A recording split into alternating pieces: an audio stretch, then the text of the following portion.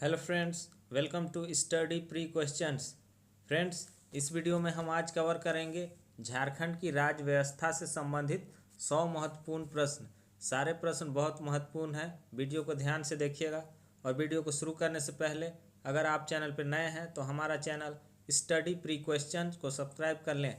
चलिए वीडियो को शुरू करते हैं और देखते हैं कि पहला प्रश्न क्या है। तो पहला प्रश्न है, संविधान की किस धारा के अंतर्गत राज्य विधानमंडल का गठन किया गया है? तो सही आंसर होगा इसका धारा 168 के तहत। संविधान की धारा 168 के अनुसार क्या होगा कि प्रत्येक राज्य का विधानमंडल होगा, जिसमें या तो केवल विधानसभा होगा या फिर विधानसभा और विधान परिषद दोनों होंगे। तो झारखंड में केवल विधानसभा है। अगला प्रश्न है, झारखंड में विधानमंडल का स्वरूप कैसा है? तो मैंने अभी बताया कि झारखंड में केवल विधानसभा है, इसलिए यह एक सदनात्मक है। तो सही आंसर होगा ऑप्शन बी। अगला प्रश्न है, निम्नलिखित में से झारखंड का कौन सा प्रखंड पेशा में सम्मिलित नहीं है? तो कौन सा प्रखंड पेशा में सम्मिलित नहीं है? सही आंसर होगा लेस्लीगंज। ये क्वेश्चन जेएसएससी में पूछा गया है। नेक्स्ट क्वेश्चन है, झारखंड में अनुसूचित पंचायतों की संख्या कितनी है? तो झारखंड में अनुसूचित पंचायतों की संख्या है 2701। सही आंसर होगा ऑप्शन सी। अगला प्रश्न है, झारखंड की नई औद्योगिक नीति कब अधिसूचित की गई? तो झारखंड की नई औद्योगिक नीति कब अधिसूचित की गई है? तो 1 अगस्त 2001 को। सही आंसर होगा 1 अगस्त 2001। अगला प्रश्न है, अनुसूचित क्षेत्रों में पंचायत विस्तार अधिनियम यानी कि पेशा के तहत अनुसूचित इलाकों में आदिवासियों को सभी एकल पदों पर कितने प्रतिशत आरक्षण देने का प्रावधान है? तो पेशा के तहत अनुसूचित इलाकों में आदिवासियों को कितने प्रतिशत आरक्षण देने का प्रावधान है? तो सही आंसर है 100%। ऑप्शन डी सही आंसर होगा। अगला प्रश्न देखेंगे, निम्नलिखित में से किस जिले का निर्माण राज्य गठन के बाद नहीं किया गया है? सरायकेला खरसावां किया गया है, सिमडेगा किया गया है, जामताड़ा से किया गया है। तो सही आंसर होगा पाकुड़। पाकुड़ का निर्माण राज्य गठन के बाद नहीं किया गया है। सही आंसर होगा ऑप्शन डी पाकुड़। अगला प्रश्न है, उत्तरी छोटानागपुर प्रमंडल में जिलों की संख्या कितनी है? सही आंसर होगा इसका ऑप्शन सी 7। उत्तरी छोटानागपुर प्रमंडल में जिलों की संख्या 7 है, जो कि उत्तरी छोटानागपुर प्रमंडल है, जो कि सबसे ज़्यादा जिलों वाला प्रमंडल है। अगला प्रश्न है, झारखंड का नवनिर्मित प्रमंडल कौन सा है? सही आंसर होगा झारखंड का नवनिर्मित प्रमंडल है कोल्हान प्रमंडल। सही आंसर होगा ऑप्शन ए।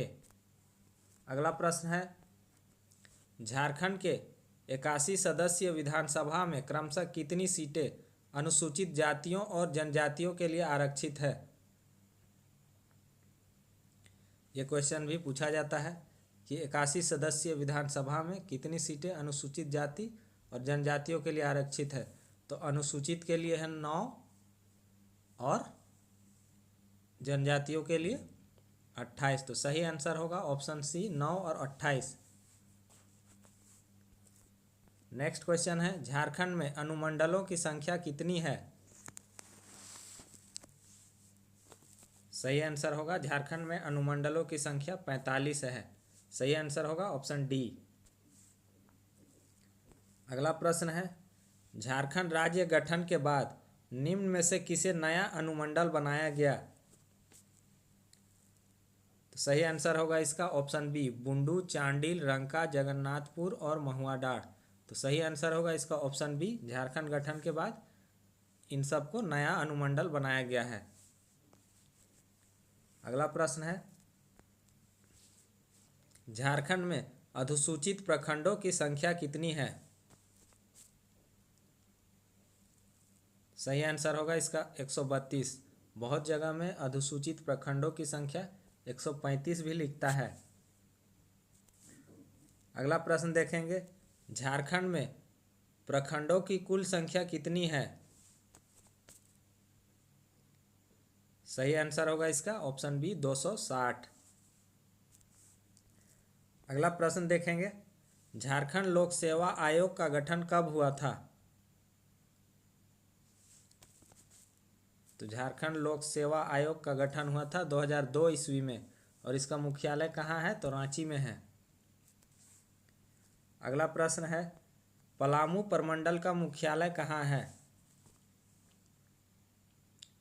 तो पलामू प्रमंडल का मुख्यालय मेदिनीनगर में है। सही आंसर होगा ऑप्शन डी। अगला प्रश्न है, गोड्डा, देवघर, दुमका जिले झारखंड के किस डिवीजन के भाग हैं?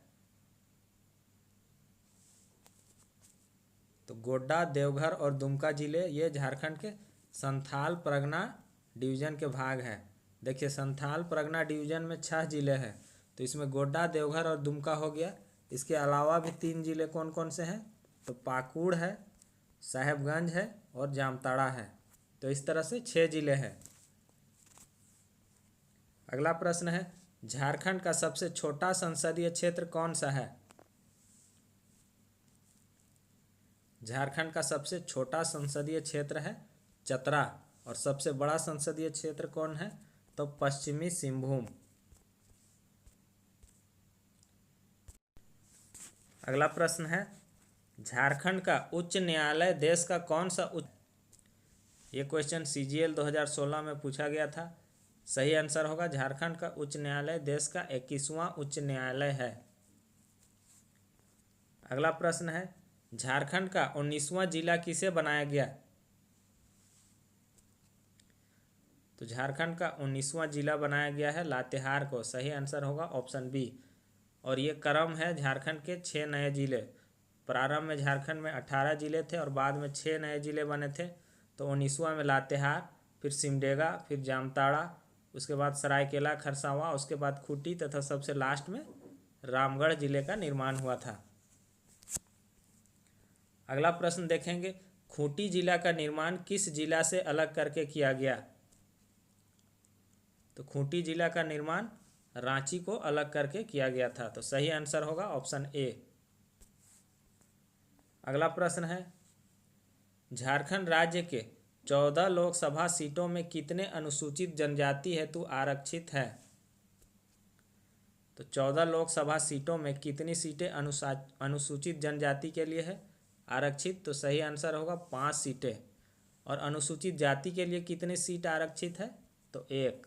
अनुसूचित जनजाति के लिए 5 और अनुसूचित जाति के लिए 1 सीटें आरक्षित है। अगला प्रश्न है, झारखंड राज्य में अनुसूचित जाति के लिए आरक्षित एकमात्र लोकसभा सीट कौन सा है? मैंने अभी बताया कि झारखंड राज्य में अनुसूचित जाति के लिए एकमात्र सीट जो है आरक्षित है, और वह सीट है पलामू। सही आंसर होगा ऑप्शन ए। अगला प्रश्न है, निम्नलिखित में से कौन सा लोकसभा क्षेत्र अनुसूचित जनजातियों के लिए आरक्षित है? तो मैंने अभी बताया था कि लोकसभा सीट में अनुसूचित जनजातियों के लिए 5 सीटें आरक्षित है, जिसमें कि राजमहल, सिंहभूम, दुमका ये सभी हैं। और इसके अलावा कौन से 2 और सीटें हैं? तो खूंटी और लोहरदगा। तो इस तरह से 5 सीटें हो जाएंगे। तो इसका सही आंसर होगा ये सभी।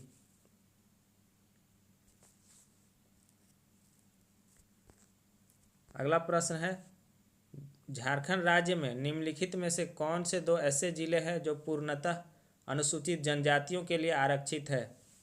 ये प्रश्न भी JSSC में पूछा गया है। तो वे 2 जिले हैं गुमला और लोहरदगा, जो कि पूर्णतः अनुसूचित जनजातियों के लिए आरक्षित है। अगला प्रश्न है, झारखंड में जिला परिषदों की संख्या कितनी है? सही आंसर होगा इसका 24। अगला प्रश्न है, अनुसूचित क्षेत्रों में पंचायत विस्तार अधिनियम यानी कि पेशा कब पारित किया गया? तो पेशा पारित किया गया था 1996 ईस्वी में। सही आंसर होगा ऑप्शन ए। अगला प्रश्न है राज्य प्रशासन का मुख्य केंद्र होता है। तो राज्य प्रशासन का मुख्य केंद्र होता है सचिवालय। सही आंसर होगा ऑप्शन बी। अगला प्रश्न है झारखंड राज्य में पंचायती राज की संरचना कैसी है। इंपॉर्टेंट क्वेश्चन है। झारखंड राज्य में पंचायती राज की संरचना है त्रिस्तरीय। तो कौन कौन से त्रिस्तरीय? पहला है ग्राम स्तर पर ग्राम पंचायत, और दूसरा क्या है प्रखंड स्तर पर पंचायत समिति, और तीसरा क्या है जिला स्तर पर जिला परिषद। अगला प्रश्न है झारखंड राज्य के प्रथम प्रोटेम स्पीकर कौन थे। तो झारखंड राज्य के प्रथम प्रोटेम स्पीकर थे विशेश्वर खां। सही आंसर होगा ऑप्शन डी। अगला प्रश्न है झारखंड राज्य के प्रथम महाधिवक्ता कौन थे। तो झारखंड राज्य के प्रथम महाधिवक्ता थे मंगलमय बनर्जी। सही आंसर होगा ऑप्शन सी। अगला प्रश्न है झारखंड राज्य के प्रथम मुख्य सचिव कौन थे। तो झारखंड राज्य के प्रथम मुख्य सचिव थे विजय शंकर दुबे। सही आंसर होगा ऑप्शन ए। अगला प्रश्न है झारखंड राज्य के प्रथम महानिदेशक कौन थे। इसमें प्रथम पुलिस महानिदेशक होगा। तो झारखंड राज्य के प्रथम पुलिस महानिदेशक कौन थे?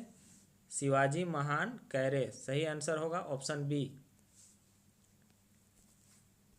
अगला प्रश्न है झारखंड लोक सेवा आयोग ने राज्य में नियुक्तियों के लिए पहली प्रतियोगिता कब आयोजित की थी। तो झारखंड लोक सेवा आयोग ने राज्य में नियुक्तियों के लिए पहली प्रतियोगिता परीक्षा कब आयोजित की थी। तो 17 अगस्त 2003 को। अगला प्रश्न है झारखंड लोक सेवा आयोग के सदस्य अपना त्यागपत्र किसे सौंपते हैं। तो झारखंड लोक सेवा आयोग के सदस्य अपना त्यागपत्र राज्यपाल को सौंपते हैं। सही आंसर होगा ऑप्शन बी। झारखंड में पहली अस्थाई लोक अदालत शुरू की गई। झारखंड में पहली अस्थाई लोक अदालत कब शुरू की गई थी? 2002 ईस्वी में। सही आंसर होगा ऑप्शन ए।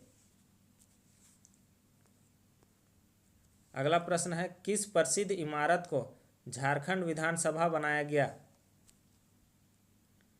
सही आंसर होगा लेनिन हॉल को झारखंड का विधानसभा बनाया गया था। अगला प्रश्न है राज्यपाल इनमें से किसकी नियुक्ति करता है।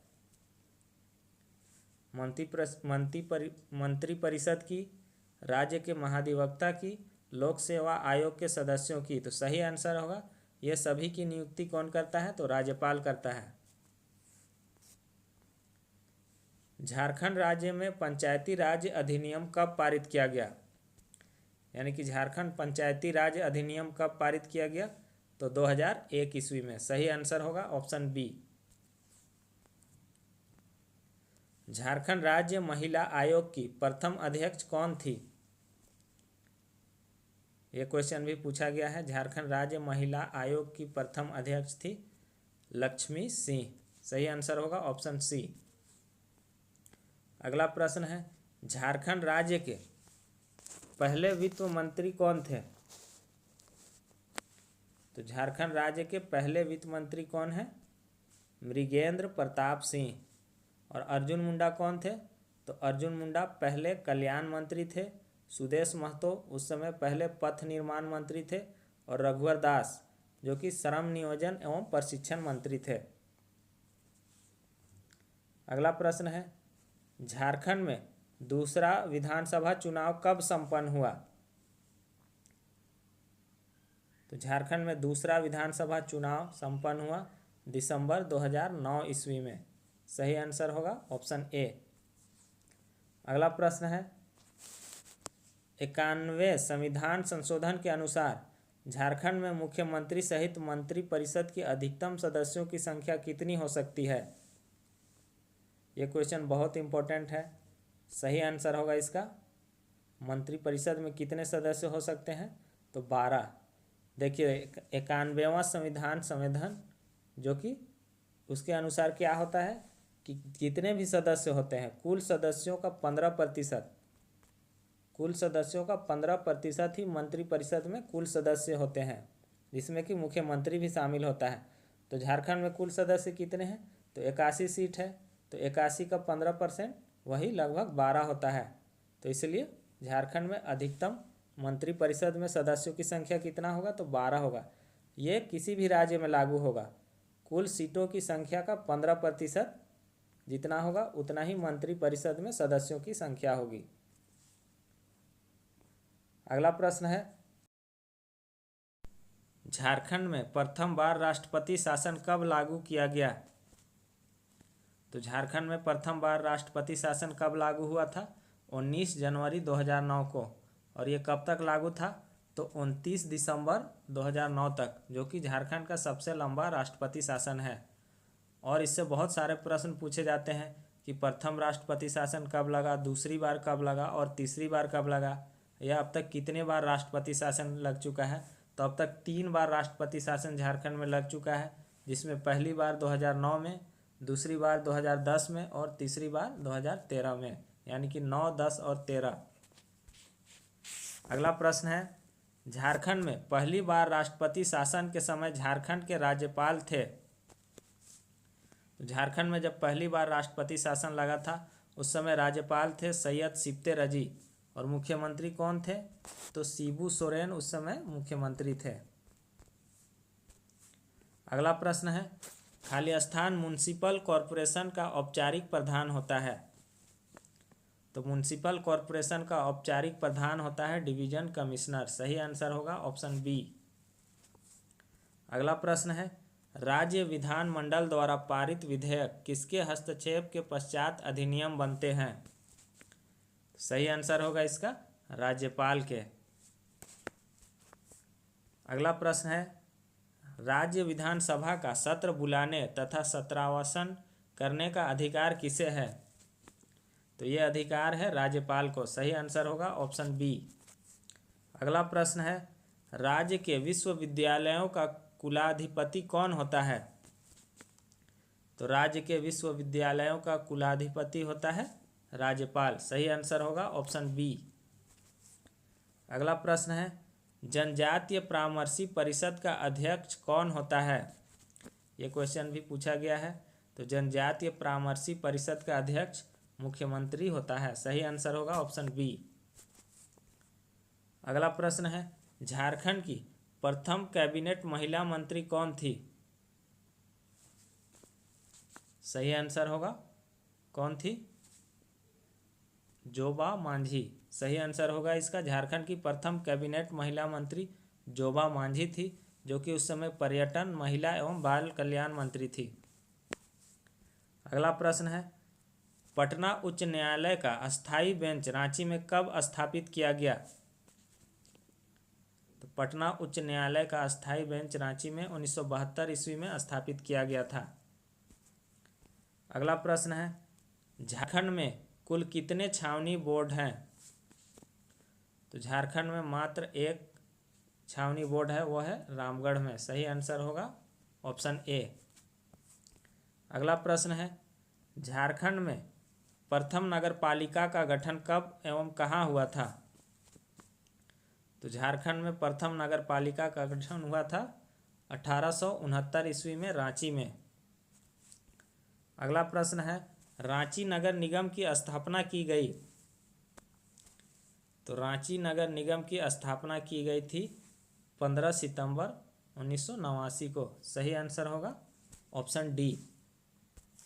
अगला प्रश्न है, झारखंड में क्षेत्रीय विकास प्राधिकार कहाँ कार्यरत है? झारखंड में क्षेत्रीय विकास प्राधिकार रांची में कार्यरत है। सही आंसर होगा ऑप्शन ए। अगला प्रश्न है, निम्नलिखित में से कौन सी सभा पंचायत से संबंधित है? पंचायत से कौन सी सभा संबंधित है? ग्राम सभा। सही आंसर होगा ऑप्शन सी। अगला प्रश्न है, राज्य की सबसे छोटी प्रशासनिक इकाई कौन सी है? तो राज्य की सबसे छोटी प्रशासनिक इकाई है ग्राम पंचायत। सही आंसर होगा ऑप्शन ए। अगला प्रश्न है, पंचायत समिति का गठन प्रखंड स्तर पर होता है और इसके प्रधान होते हैं। इसका क्वेश्चन आंसर आपको कमेंट बॉक्स में बताना है। अगला प्रश्न है, जिला परिषद का गठन होता है। तो जिला परिषद का गठन होता है जिला स्तर पर। सही आंसर होगा ऑप्शन ए। अगला प्रश्न है, मुख्यमंत्री कृषि आशीर्वाद योजना की शुरुआत कब की गई? तो झारखंड में मुख्यमंत्री कृषि आशीर्वाद योजना की शुरुआत की गई है 2019 ईस्वी में। सही आंसर होगा ऑप्शन डी। अगला प्रश्न है, झारखंड में लागू की गई मुख्यमंत्री जनवन योजना का उद्देश्य है। तो जनवन योजना का उद्देश्य क्या है? औद्योगिक विकास और पर्यावरण के बीच संतुलन बनाए रखना। ऑप्शन बी सही आंसर होगा। अगला प्रश्न है, झारखंड में बाघों के पर्यवेक्षण हेतु कौन सी योजना प्रारंभ की गई है?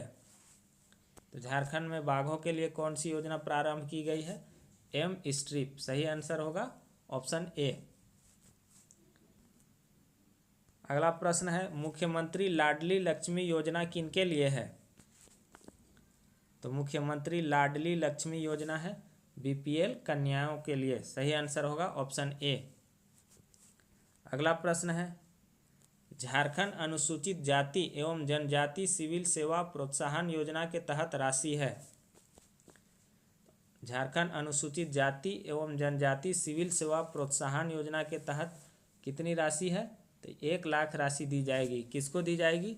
जो भी ST SC के छात्र हैं वो अगर UPSC की सिविल सेवा की प्रारंभिक परीक्षा अगर पास करते हैं तो उनको मुख्य परीक्षा की तैयारी के लिए 1 लाख दिया जाएगा। अगला प्रश्न है, बाल गरीब समृद्धि योजना किसके लिए है? तो बाल गरीब समृद्धि योजना माता और नवजात के लिए है। सही आंसर होगा ऑप्शन ए। अगला प्रश्न है, PTG डाकिया योजना का खाली स्थान उद्देश्य है। तो PTG डाकिया योजना का क्या उद्देश्य है? तो इसका उद्देश्य है मुफ्त चावल पहुंचाना। जनजातियों को मुफ्त चावल पहुंचाना ही PTG डाकिया योजना का उद्देश्य है। अगला प्रश्न है, झारखंड सरकार द्वारा संचालित पंख योजना का मुख्य उद्देश्य है। तो पंख योजना का मुख्य उद्देश्य क्या है? शहरी मलिन बस्ती के बच्चों को विद्यालयों से जोड़ना। सही आंसर होगा ऑप्शन ए। अगला प्रश्न है, आदिवासी गांव में हॉकर का क्या काम है? तो हॉकर का क्या काम है आदिवासी गांव में? सूचना के प्रचार के लिए। सही आंसर होगा ऑप्शन सी। अगला प्रश्न देखते हैं, अपनी बेटी अपना धन योजना है। तो अपनी बेटी अपना धन योजना क्या है? यह अनुसूचित जाति, पिछड़ा वर्ग और BPL लड़कियों के लिए है। तो अपनी बेटी अपना धन योजना किसके लिए है? तो अनुसूचित जाति, पिछड़ा वर्ग और BPL लड़कियों के लिए। अगला प्रश्न है, झारखंड सरकार द्वारा चलाई जा रही मीठी क्रांति योजना का संबंध है। तो मीठी क्रांति योजना का संबंध है मधुमक्खी पालन से। अगला प्रश्न देखते हैं, झारखंड ज्ञानोदय योजना का उद्देश्य क्या करवाना है? तो झारखंड ज्ञानोदय योजना का उद्देश्य है शिक्षकों को मुफ्त टैबलेट प्रदान करना। सही आंसर होगा ऑप्शन सी।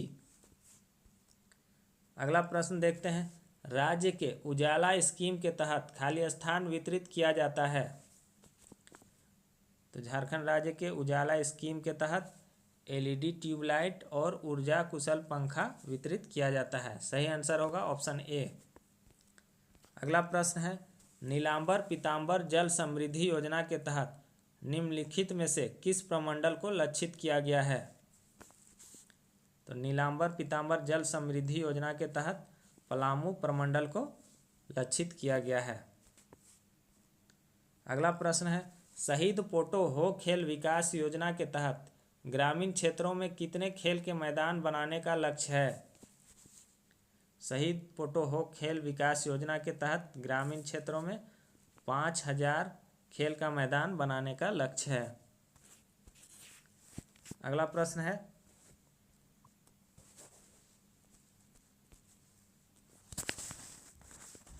बजट 2020-21 में अल्पकालीन कृषि ऋण राहत योजना हेतु कितने करोड़ रुपए का प्रावधान किया गया है? सही आंसर होगा इसका 2000 करोड़ रुपया।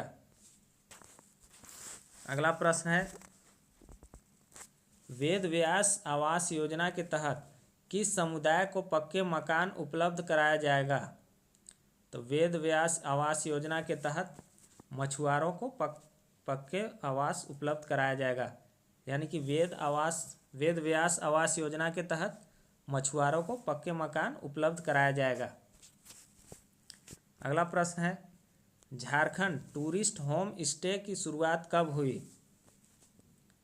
झारखंड में टूरिस्ट होम स्टे की शुरुआत हुई थी 2009 ईस्वी में। सही आंसर होगा ऑप्शन सी। अगला प्रश्न है, ग्रामीण भागीरथ योजना का संबंध निम्नलिखित में से किससे है? ग्राम भागीरथ योजना का संबंध सिंचाई से संबंधित है। सही आंसर होगा ऑप्शन सी। अगला प्रश्न है, जेपी आंदोलनकारियों को पेंशन देने वाला झारखंड कौन सा राज्य बना? जेपी आंदोलनकारियों को पेंशन देने वाला झारखंड दूसरा राज्य है। यह क्वेश्चन भी बार बार पूछा जाता है। तो फ्रेंड्स, इस वीडियो में बस इतना ही। आपको ये वीडियो कैसा लगा कमेंट बॉक्स में ज़रूर बताएं, और चैनल पर नए हैं तो चैनल को सब्सक्राइब करें और वीडियो को ज़्यादा से ज़्यादा शेयर करें। Thanks for watching.